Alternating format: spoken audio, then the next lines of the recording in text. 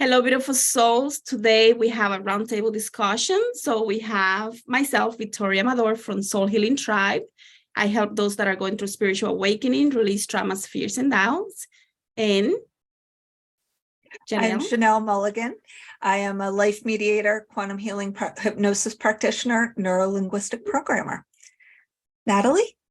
Hi, I'm Natalie Delane. I'm a mindfulness life coach. I help women just tap into their voice and help them get to their soul purpose. MJ? I'm MJ Marshall, a spiritual life coach. I assist women who have recently got out of being incarcerated. I help them with resources, and I also help them find the type of healing that they need on a spiritual level. Beautiful. I'm Melvis. I'm Melvis from the4elementshealing.com. I'm a QHHT and Reiki practitioner. The dark night of the soul. So we're going to start with a quick overview of what is the dark night of the soul. What does it mean for you? So anybody wants to start?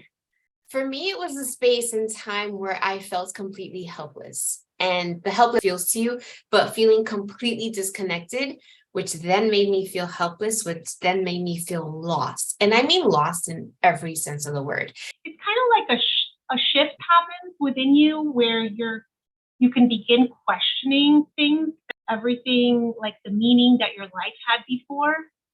And in that space, like the whole concept, the whole framework of what you believe life to be is up in question. And that can leave you in a really dark place, not really knowing you're no longer what you were, and you're not yet what you're going to be. So it's Definitely agree, Amy. It's very complex to travel through. For myself, my belief in my definition of it is that time in life where everything kind of breaks away. And to your point, everything that you thought you knew no longer is showing up to be true.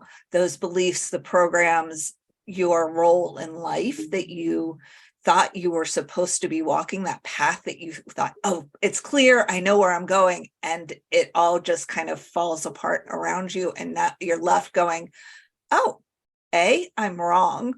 B, what's next? Like, who really am I? Escaping a conditioned religious-based identity and finding myself.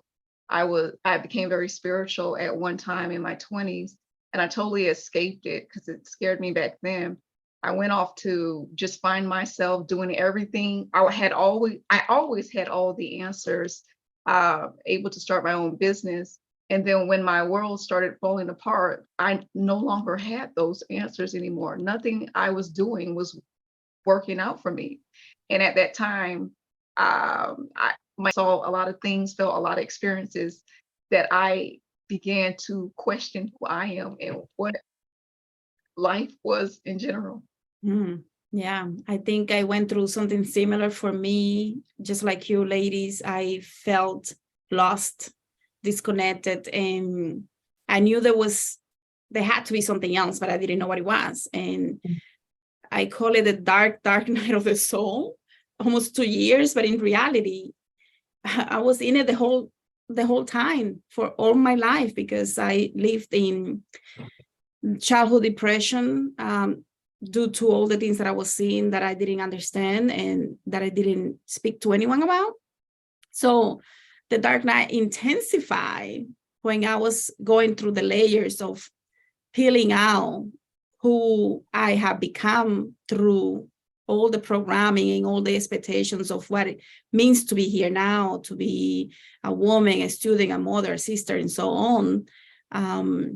So it took a couple of years for me to go through that and really level off and feel like, okay, I'm getting a little break, and then boom, back down again. So it was like a roller coaster.